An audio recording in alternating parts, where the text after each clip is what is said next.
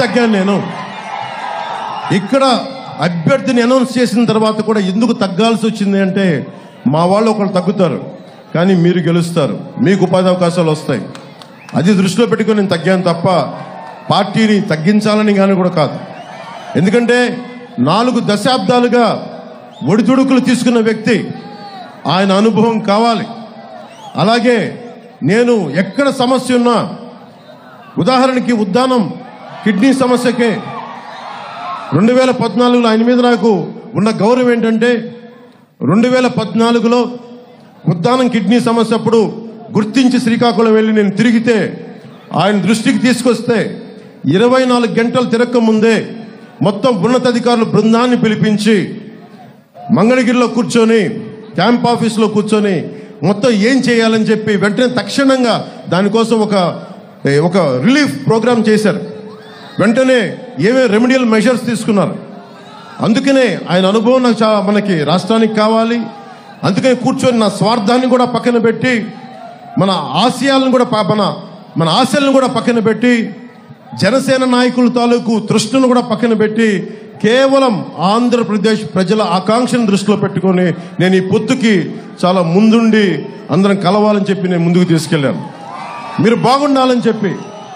మీకు ఈ వ్యక్తి నేను నా నోట్లోంచి ఉచ్చరించేంత స్థాయి కూడా లేదు ఈ సివిల్ సప్లైస్ మంత్రికి.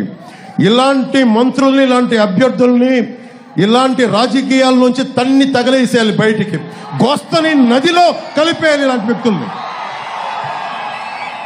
ఎంత అలుసు నీకు, ఎంత పొగరు నీకు, ఎంత అహంకారం నీకు, ఎంత దురహంకారం నీకు.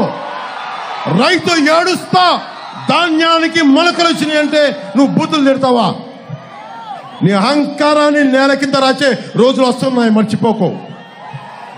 నేను ఓట్ల కోసం కానీ, నేను ప్రజలు బాగుండాలని ఆకాంక్షించేవాడిని. 25 సంవత్సరాలు రోజుకి కోట్లు తీసుకోగలిగే సత్తా ఉన్నవాడిని. ఇవన్నీ పక్కన పెట్టి ఒక సమూహం కావాలి. ఒక నదికి, ఒక దేశానికి ఒక నది చాలదు, ఒక దేహానికి ఒక రక్తనాళం సరిపోదు. అలాంటి 5 కోట్ల మంది ప్రజలకి ఒకళ్ళిద్దరు నాయకులు సరిపోరు. 3 పార్టీల బలమైన నాయకత్వం కావాలి. కేంద్ర నాయకత్వం సహాయ సహకారాలు ఉండాలి.